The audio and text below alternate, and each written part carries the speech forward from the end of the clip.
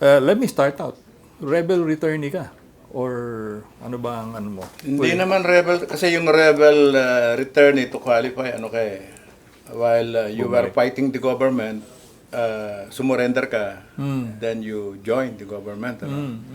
And most of this, hindi ko naman sa tinatakwil o kinahihiya yung term, yung mga rebel returnee. No? Hindi, ano. Kinaklaro ko lang, kinakwalify ko lang. Yung sa akin, I was captured eh. Ayun, okay. I was going to get to Captured, that. I was detained for 7 years. Ang movement mo ay ang I was with the Communist Party of the Philippines and the New People's Army CPP-NPA. when I was captured. You remember which year? November, if I remember correctly, November 13, 1972. 72. Kadideklara Kadideklara pa lang. martial law. Yeah, Oo, mainit-init pa. oo. Okay. Isa ako sa, I remember, isa ako sa mainit ang military na hinahanap because Estudyante ka pa noon? O... no, I was recruited from the labor rank. I was a labor leader, labor organizer.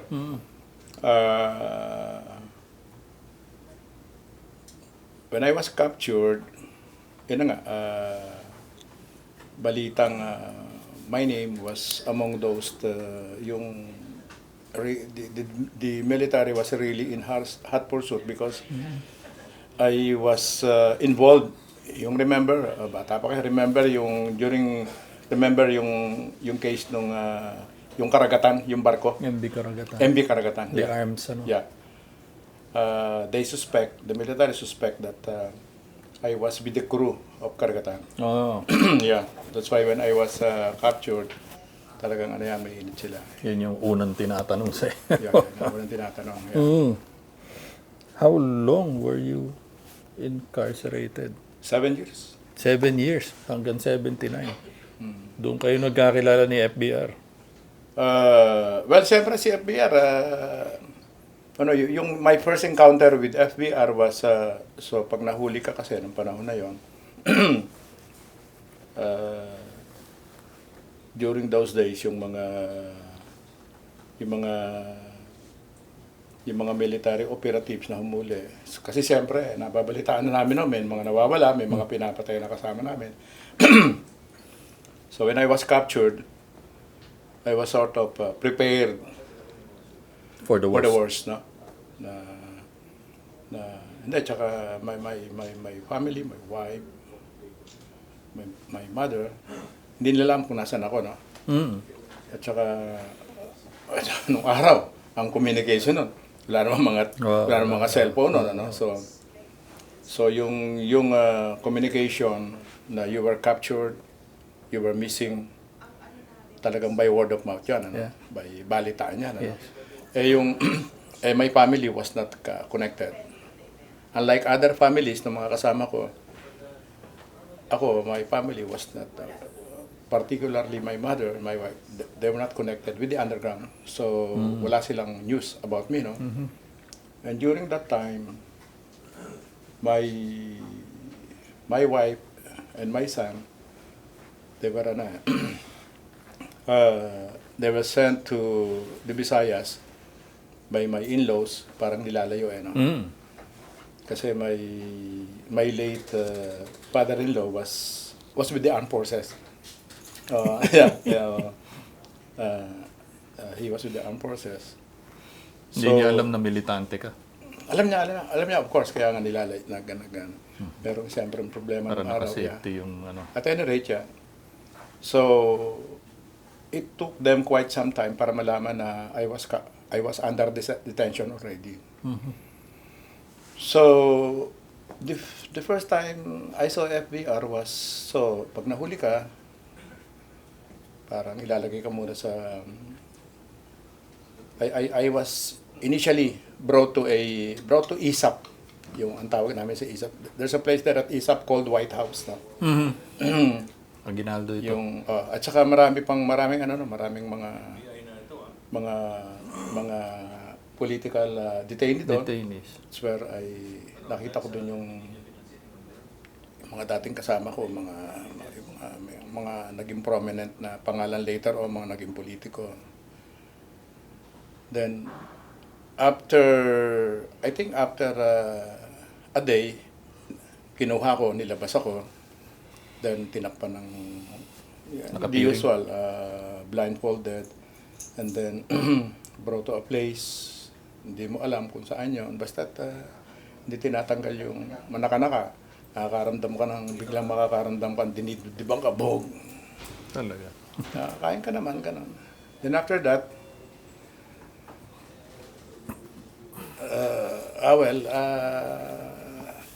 balik tayo dun kay FBR, ano. Anyway, after that part of my, yung initial days ng aking captivity,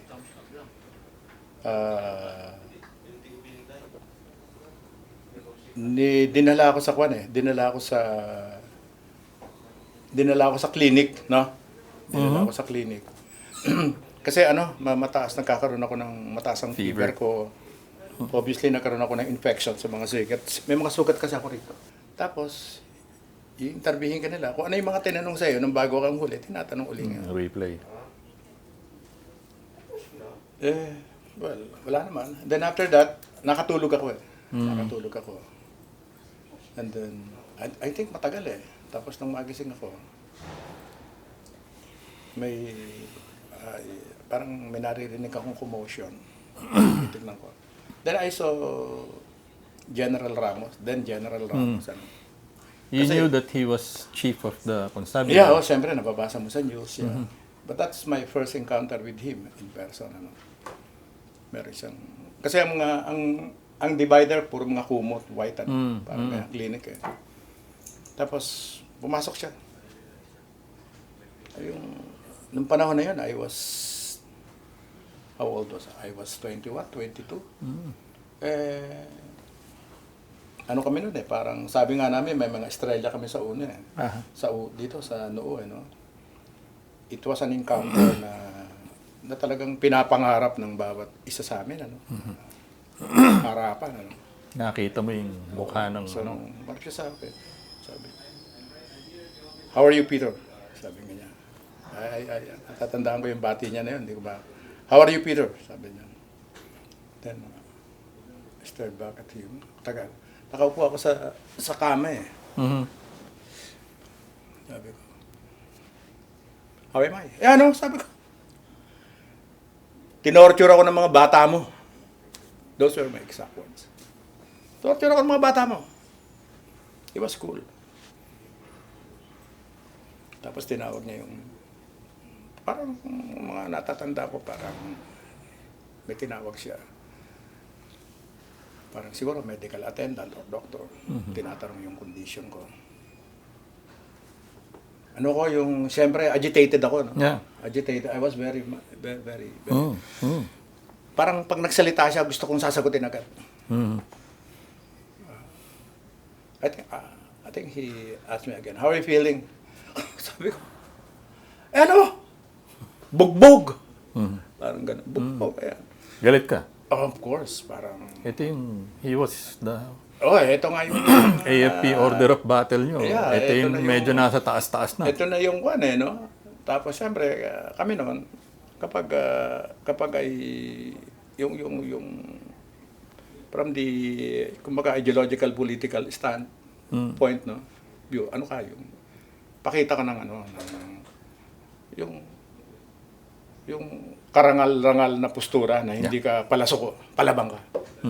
Ganon. Ganun yung conscious ka, yung kadre ka eh. No? Conscious ka. Ganon dapat yung postura mo in front of the enemy. Yes. Yeah. And he was the enemy. Yeah, he was the enemy. The number one enemy during the time sa military. So, hindi niya naman ako pinapatulan. Talaga. He was cool. How long were you in custody, incarcerated? 7 years. 7 years. May mga... Palipat-lipat. Oo. Sa ng different detention Yeah. centers. Ano? Yun na nga. May ano ba? May mga...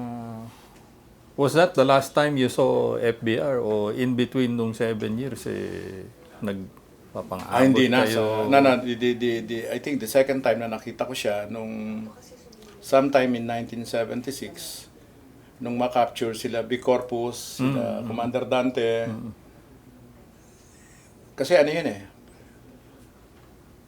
74 or 76 yun. Parang ebb yun nung CPP, NPA na maraming na-capture nun. Biro mo na-capture si Dante. He was the chief of the NPA, Yeah. Si Corpus was a very, very prominent personality, Na yung talagang ano siya, Tapos sila Nelia Sancho, yung may mga NPA commanders na kilala ko, nagulat kami nung nandun sila, We were sa nangyari yon sa Port Bonifacio, we were presented before the media like parang trophy ba ni Marcos. Pagdating namin doon kasi we were all blindfolded nung binaba kami. We were inano kami sa mga iba't ibang detention area. Ako yata galing kami kasi naibalik na kami noon sa Port Bonifacio. So dinala kami ron. So nung madilim so nung nilakad kami sa loob ng hall, biglang may ilaw, liwaliwanag Parang then maya marinig hello check. Mark, si Marcos. Akala namin may nanggagaya lang. Hello. Are we okay? Are we ready? Anong ganyan Hindi mga media 76 ito Parang ganyan siguro. Pagtingin namin, parang some kind of a presidential table sa harap namin. Nandun natin mga top brass ng military. Ramos was there, nandun si Marcos. Yeah. Okay, let's start. Pinresent na kami isa't isa. Merong book doon si Marcos, nandun yung picture namin yung Today's Revolution. Yeah. Ang title yata nung Today's Revolution Democracy. Tama ba yun? Yeah. Parang gano'n Yeah. Today's Yeah. Revolution Democracy. Yun. I'd like to present to you Lieutenant Victor Corpus, who was captured. Hindi isa-isa niyan. And siya kami kasi mga nakapila kami ganyan Peter Mutu. Tapos mag-move forward ka. Tapos pinagkukukunan ka ng picture, nasa likod may kasama mo. That time, tinignan ko yung, nagulat ako, nandun si Dante. Captured na pala, And then, si B. Corpus. Si B. Corpus ang matagal kong nakasama Kami yung magkasama sa bundok. So, parang yung time na yun, parang puputok yung dibdib mo, Nandun lahat. Bus na pala kami. Parang ganyan yung pakiramdam mo. Baba ng Parang mga 76 nga yata yan. 76. Yun, parang gano'n. Yun yung second time na I remember na nakita ko si Ramos. After that, at the time of incarceration, hindi na, after na nung ma-release na.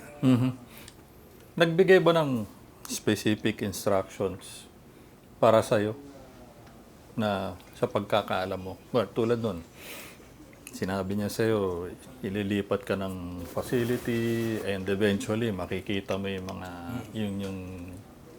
yung pamilya mo. No? So, after that, wala na. Wala na. Sa akin, parang hindi ako naniniwala, Parang, hindi pa tapos parang hindi pa sila, ang feeling ko, hindi pa sila tapos sa akin. Wala pa naman silang napapala, So, bugbogan na naman to, lalo na binastos ko si General Ramos, harapan, But then, so halos naghihintay akong i-pull out naman, dalhin somewhere, wala naman nangyari. And then, the next day, dinala nga ako. Sabi ko, Nilipat yung ka unang kwan ko na, totoo pala. I think, yung unang encounter namin na yun, na sa sarili ko, may na-establish na parang respeto. Sa isa't isa. siguro, from sport, siyempre hindi ko narinig. Pero sa akin, deep inside me, parang, disente pa lang kausap to. Maybe. Dissenting, Siguro dissenting tao ka pala to. No? Kasi, unang-una, hindi niya naman sinabi sa akin na, hindi ka na masasaktan. Ganun. Siyempre, unang-una, hindi naman inaamin yun. Ano? Kasi I complained how I was treated, yung mga physical harm, yung sukat ko, ganyan. Hindi siya nagbibigay ng comment, tahimik lang siya. Tignan niyo lang ako. Sabi niya tomorrow, mami, makikita mo na yung pamilya mo, ilalagay ka na sa regular. And nangyari naman, ano? Yeah. Kaya nga sabi ko na nalala ko yung sa sarili ko, ano pala to? Totoo, no? Mhm. Tapos hindi na ako kinuha, hindi na ako sinaktan. There's at least one Yeah, officer na naengkwentro mo na pinakamataas pa. medyo disente nga at mapagkakatiwalaan siguro. Incarcerated for 7 years, you were released in 79. Yeah, 79. Kung di ako nagkakamali, ano pa yun nung na-release ako, ano yun? Parang November 27, parang birthday pa ni Ninoy Aquino yun, kaya hindi ko makakalimutan kung hindi ako nagkakamali. Pero buhay pa si Ninoy. Buhay pa siya, buhay pa. Oh. Okay. Pero buhay pa. Pero almost 7 years kasi kamo. 7 years, exactly. November, inaresto ka ng Nobyembre din. November 72 to November 72 to November 79. 7 years. Sarado. May utang pa sila sa akin kasi since I was convicted of subversion. Ang parusa 6 years lang ang subversion eh. So may utang pa sa akin yung gobyerno na 1 year. Sumobra pa. Okay. Okay. So, nag-join ka ng mainstream o anong Pagka-release? Oo. Pagka-release 79. O balik sa Pagka-release mo kasi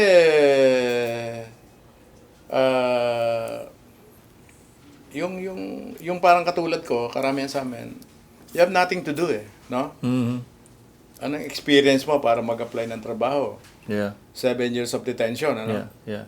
Kailan uli nagtugma yung landas ninyo ni FBR? Ano na yan?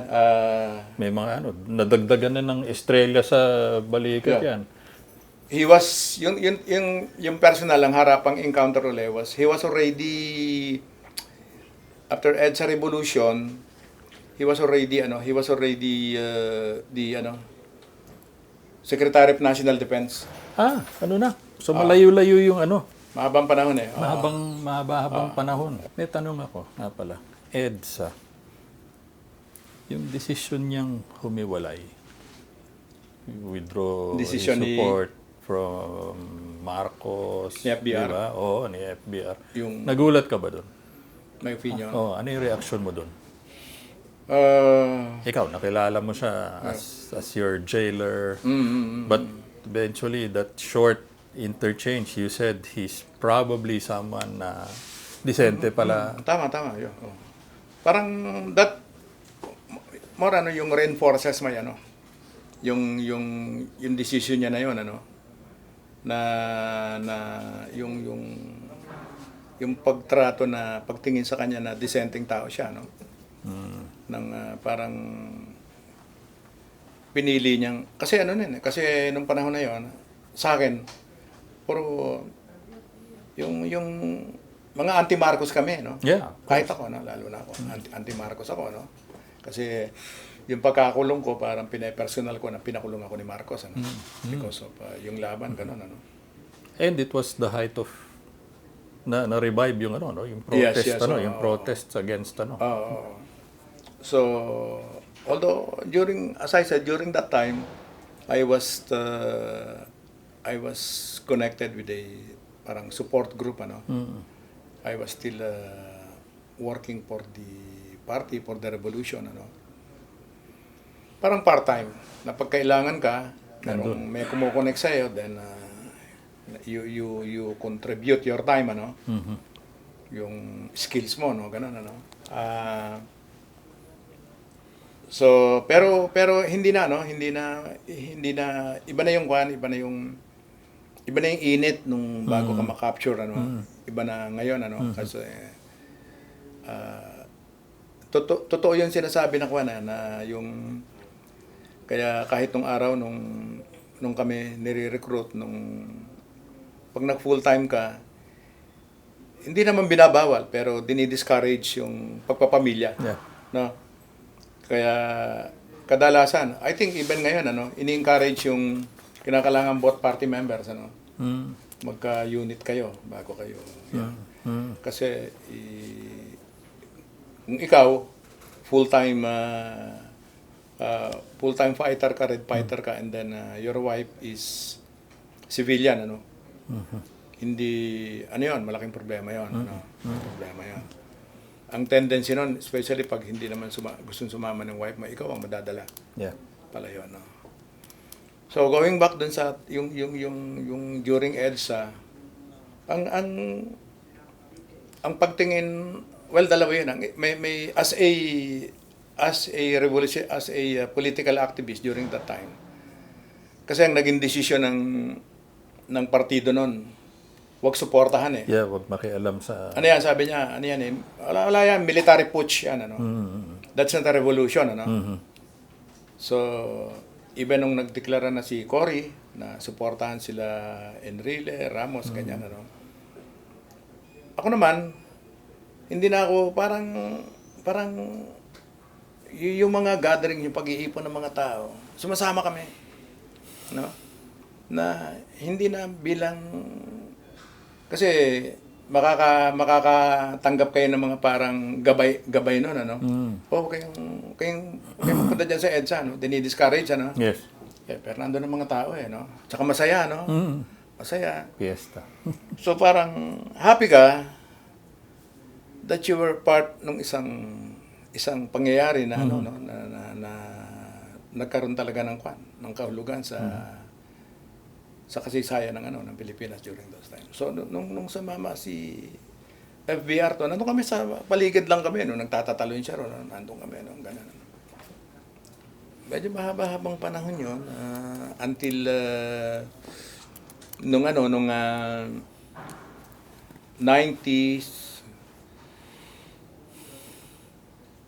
maingay na nun, or 91, maingay na nun ng politika na si FBR tatakbo, no? So sabi ko, kami nila Ariel, tulong tayo. Mag-ano tayo? Tulong kayo? Tutulong sa kampanya kay FBR. Ni FBR? As president. Nag-iisip kami, nag-uusap-usap kami. Strange. He was your jailer. Yeah, kasi... Bakit? Kasi bakit siya? Hindi kasi as a political animal, tinitignan mo yung kumbaga yung yung landscape ng mga kandidato. Anim 'yon. Wala kang puro mga yung sabi nga tradpol ano. So, yung maghanap ka ng ako naman during those times, yung para bang I lost faith dun sa struggle na nilulunsad namin na mananalo, hindi eh. Sabi ko nga, yun yung isang sa mga matinding assessment ko when I was incarcerated sa loob ng 7 years. Paglabas ko, parang parang exercise in futility, no? Hindi kami mananalo, gano'n. Kaya lang, yung political animal ka, hindi mo pa rin mayari sa sarili mo yung para bang hindi ka kontento nang nanonood ka lang. You wanted to... Yeah, sino naman ang mga kandidato, no? Si Imelda, si Danting Cuangco, si Mitra, Miriam, si Miriam, Salonga. Si Miriam, for some reasons, although yung isang kasama namin ang naging campaign operations chief ni Miriam. Ano yung nakikita niyo sa kanya? Kay Ramos? Oo. Sa akin? That eventually you helped him.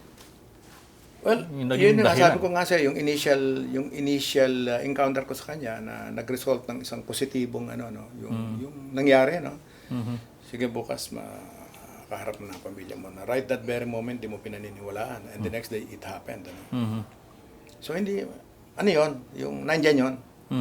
Yung nagsimula, no? Did he have a vision na, pwede mong paniwalaan, pwede mong, Alam mo ako ang tingin ko nung the moment na magdeklara siya, sabi ko, ito susunod na presidente ng Pilipinas. talaga. Sa akin Oo. Kasi mga kalaban talagang tatalunin.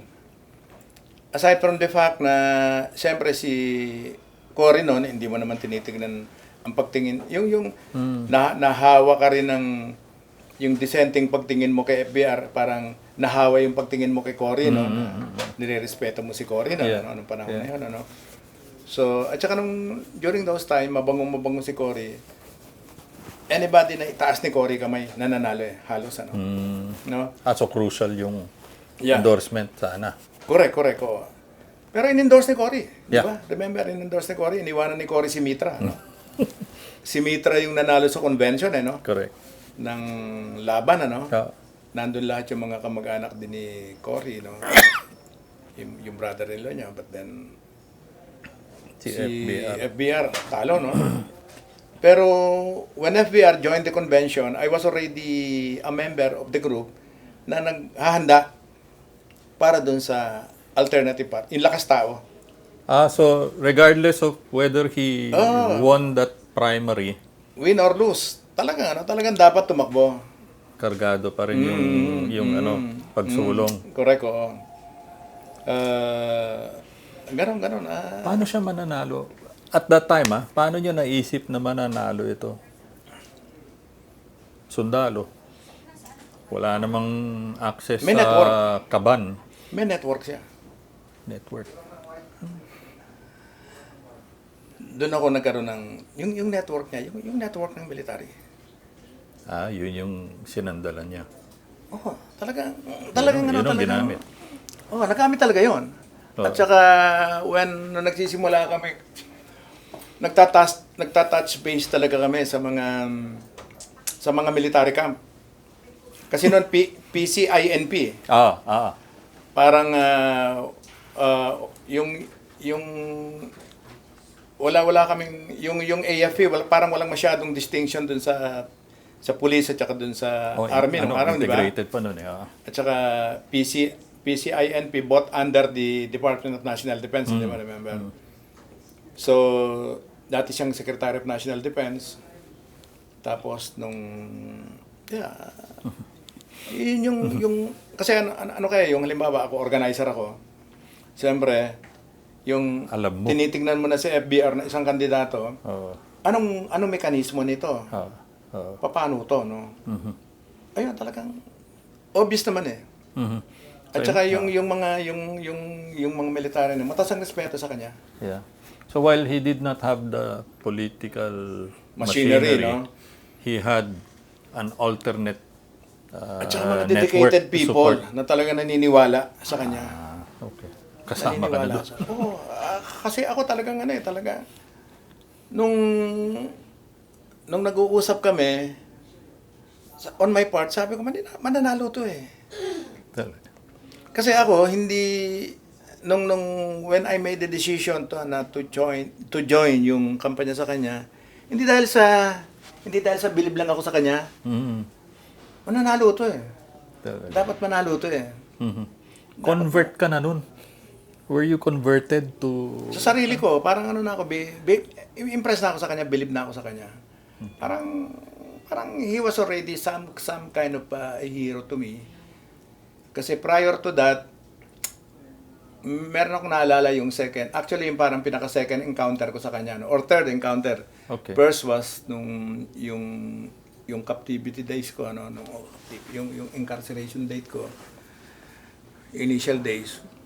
Tapos yung second, nung nakaharap namin siya sa Fort Bonifacio, nung hinarap kami, no? Rinescon Para kami mga trophy, no? The third time, magkakasama kami nila, si Ariel Almendral, and alala kong kasama namin, retired general na ngayon, si Wilson Victorio. Si Wilson, Si Wilson nun yata, I think, mga kwan ito, mga 1990 yata ito. Agent na FBR eh. Naka-FBR siya, So, pupunta kami ng DND. We use the stairs, punta kami sa kusina niya. Hindi ko na maalala kung ano yung bakit kami pupunta ron. Pero yung encounter hindi ko makakalimutan. Nagmamadali kami kasi we were told dun sa lobby na bilisan nyo para abutan nyo pa kasi pababa na siya. Mamadali kami. Parang 3-4 kami. Pero natandaan ko ako, si Ariel Almendral, at saka si General Victorio, si Vic. Pagkakit namin, nakasalubong namin. Okay. Si FBR, pababa na siya. Sabi, minto ka, dali. Saludo si Vic. Tapos, parang pinag-usapan namin briefly kung ano yung... Ako na, ang nagsasalita si Ariel Ako, nakatabi lang ako, patingin-tingin siya sa akin. Nasa stairs kami, minto kami sandali, pababa sila, no? Tapos, sige, okay. Nagkamayan, sabi ko, General, Peter Mutok po. Tapos sabi niya sa akin, of course, Peter, I remember you by, of course, Peter, I remember you by reputation. Okay.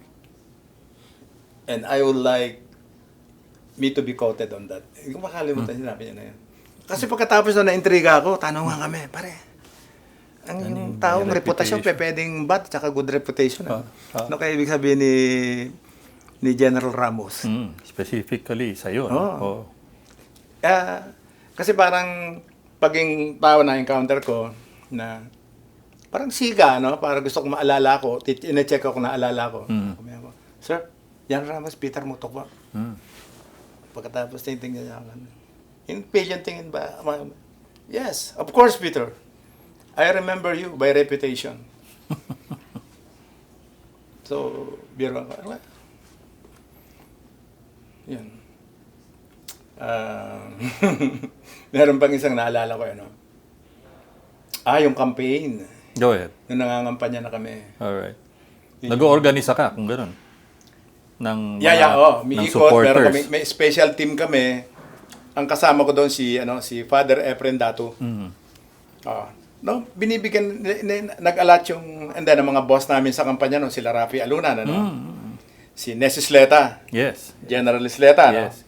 na naging USEC for, press secretary, USEC, Sama namin si Rene Cruz, si Nes Isleta, si Rafi, Anong pakiramdam mo? You were working with military officers na na dati mga kaaway mo.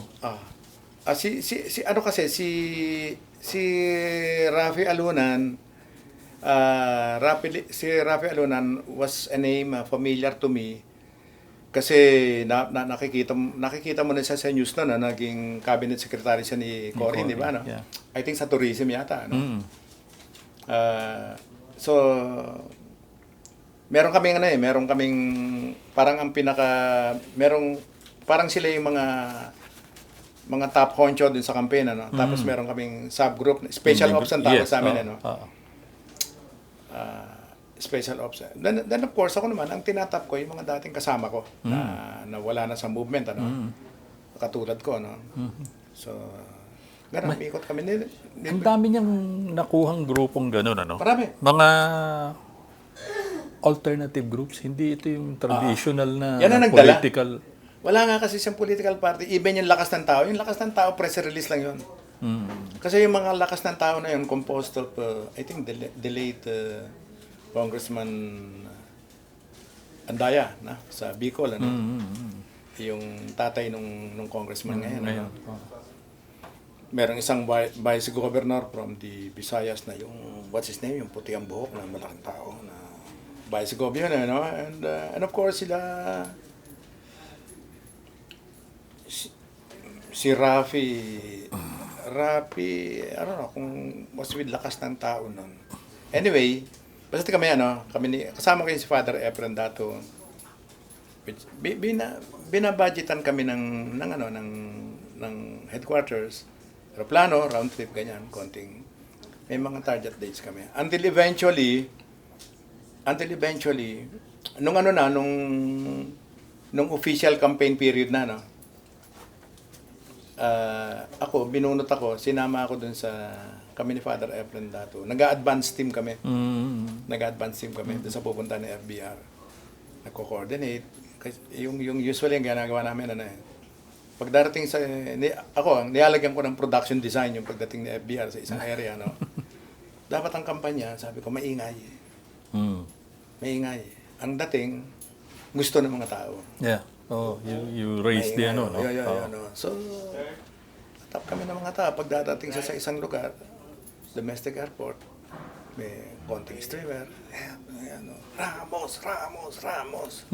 So even yung kandidato, binubola mo siya, hindi niya alam. Pero siya, importante kasi mataas din ang moral niya. Bumilib siya sa sarili niya na gusto ako ng mga tao. Kailangan i-build up na yung moral. Yun ang expertise namin. Mga aktivista kami. Oo. Nung araw na nagrarally kami sa Plaza Miranda, pipito, wawalo kami. Akala mo, yung buong Plaza Miranda. Kasama, kasi ang daming tao sa Plaza Miranda. No? So pag nag-ingay ka ron, nagkagulo doon, parang kasama, ang impression na nakikreate mo, at pag kinuna ng media noon, akala ang dami. No? Parang gano'n. Gano'n. Same thing with the campaign. I mean, Correct. Hindi naman talaga ganun karami din yung supporters Pero you create the bandwagon, condition, snowball. You create the condition. Hindi ka naghihintay na yung condition dumating. Kini-create mo yan Yeah. Gumagawa ka ng kondisyon. Ganun ano. And then at the same time kasi lagay mo yung sarili mo doon sa parang ganun Yung siyempre yung skills na natutunan mo yung during your yung pagiging political activist yung mga instant rally mga ganyan. Yeah. Nagamit nandoon na siyempre gamitin mo na Create the bang, di ba? So, ayun. Tapos merong isang insidente na kanina nga nagte-text kami ni General kilala mo si Ruben Karandang, ano? Of course, you know Ruben, siyempre, ano? Mamaya, papabasa ko sa yung text namin. Kasi mayroong isang insidente nung panahon ng kampanya na parang nasa Cotabato City, parang stadium, no? Okay. Malaking lugar, ano? Ang daming. Ang isang nagiging problema kasi kay FBR nung medyo tumataas na siya sa survey, yung mga magkakakampi, naglalaban, especially sa Mindanao, magulo. Magkakamag-anak. Pareho silang humingi ng endorsement ni FBR. Problema so pag nga nandun yan. ganun yun. Ang dami. At saka si FBR may ugali yan no? Na magsasalita na yan, tapos pag ang daming tao dun sa harap niya, yung, di ba, yung lumulundag siya, Yeah. Lumulundag siya. Ako, ang isang nagiging trabaho ko nun, parang pwede ko bang i-demo? Brad, sama ba? Brad, excuse me, Lika. Ang ganda ito Magandang kwento ito kasi si President Ramos, medyo malitsan, di ba? No? So pag jump siya, ang assignment ko, sa likod niya ako, hawak ko siya rito sa sinturon. Nakaharap siya sa crowd. Minsan, minsan biglang tatalo niyan. Literally tatalo na. Ngayon, thank you. So, ganun yung So, merong kami ni Ruben Karandang, kasi siya yung close yun, meron kaming parang, pare, ganito gagawin natin. So, mararamdaman niya Tapos si FBR, sasabihin niya, kay Ruben, isa niya sa kami, tatalon ako. So, pag sinabi niya na natatalon, hawak ko na si FBR dito sa ganito. Tapos, si Ruben unang lulundag sa crowd para secure, kasi tatalon siya Yeah. No? Yeah. Pero workhorse, di ba? I mean, his work ethic was... Hindi niya. At saka yan, kasi... Anong oras kayo nagigising? Anong oras kayo Pero madaya yan, magaling yan. Pagdating niyan sa lugar, tatago yan, pupunta yan sa pinaka... Halimbawa, yung stadium, meron parang, what do you call this, yung... Stage. Yung stage na may upo ang mga pagano, andun siya sa malayo, tutulog yan. Pag nakaganon yan, tulog na yan. Peter, Yes, sir. nanalo na siya, Nanalo si FDR. You joined the administration? Saan ka... Hindi ba naging chief of police ako ng airport, ng NAIA? Okay. Were you expecting an appointment? Hindi kasi I never finished college education eh. Oh. Hindi ako nakatapos ng kolehiyo eh. Oh. Eh sino man ang bihira lang man nakaka-graduate ng panahon namin eh. Paano Magulo, ka? eh, no? Paano nabigay? So- paano binigay sa ni? So kampanya, tapos na kampanya, panalo na, no? So, nasa Malacanang kami, parang ang sarap maglabas-pasok ng Malacanang nung panahon na yun. Eh. Noon ako nakakapasok ng Malacanang eh. Yeah, yeah. So, siyempre, barkada namin nun sila Freddy, no? Sila Freddy. Madalas kami nakikita-kita noon, Alasco. Tapos, siyempre, si Nessie Sleta, nandun lang, Yeah, kasama yeah, namin. yeah. No? Si Rapi naman, malayo, nandun siya sa DIL din si Rapi. No? Oh. Tsaka, nung panahon na yon, mas malapit kami kay Nese, no? Mm. Si Rapi, during the campaign, hindi masyadong I was actually getting orders from either Rene Cruz or Nese Sleta, Yeah. yung special ops namin. Ganon. At saka si Kwan, what's his name? Yung nasa media, sama natin sa media, parang namatay na yata ito. Si Kwan, what's his name? Nasa grupo yun eh. Sa media siya yung media, media person natin eh. Siya yung media person ng campaign eh. Abaya? Bel Abaya. Hindi. Ano siya? Civilian siya. Civilian. Lalaki, babae? Lalaki. Very agile na tao na. Siguro, if he's still around, he must be in his late 70s or early 80s ngayon. But, anyway, how did you get your job? Nag-expect ka ba? Nag-expect ka ba? Hindi. Wala naman akong... nandun kami sa Malacanang. Kasama ko yung pare, si Father Efren. Yeah. Siya yung unang binigyan ng appointment to FBR. Father Parang Efren. ginawa siyang parang some kind of consultant on religious affairs. Na? So, hindi, tsaka alam mo na, nandun si Vicky Martinez, So, tapos pasok kami dun sa likuran ng Malacanang, dun sa Borloloy, Ngayon, may binyag ng anak ni Kwan. Binyag yata nung anak ni Christy, tsaka ni Freddy. Okay. Doon bininyagan. So, nandun kami, Kapila kami. Tapos, mula nun maaga si FBR, nandun na si FBR, presidente, walang kausap, binangkaan namin, kami. O ikaw, anong, saan ka ngayon, ganon. Punta sa tapat ko, Peter, sabi ni Efren Dato, ayan, gusto maging manager ng airport ng NAIA. Ano masagot niya? Sabi niya, hindi na. Sabi niya, nandun na si Kwan, in-appoint ko na si Kwan Nandun na si Jerry Cunanan Sabi niya, punta ka mamaya sa Kwan. Parang, yung gabi na yon, yung grand party ng Lakas, yung parang victory party, Victory, yeah. I think dito sa Hyatt ginawa, Ross Boulevard, Punta ka doon, sabi niya, tulungan mo na lang si Jerry doon. So that's what happened. Nagpunta naman ako doon, nakita kami.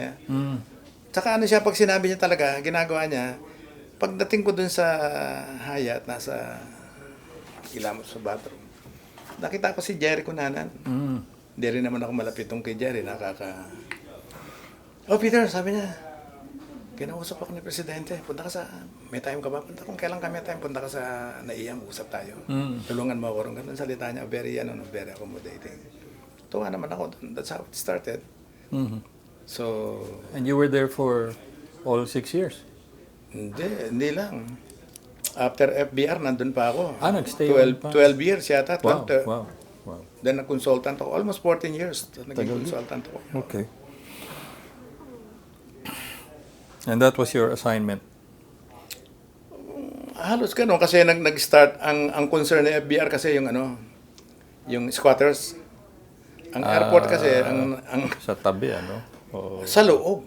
Ang airport ay isa yeah. sa nabiktima ng pronouncement ni Cory na walang squatter sa sariling bayan, di ba? Kaya So what inoccupy happened nila. after that, di ba? Inoccupy ng mga di ba?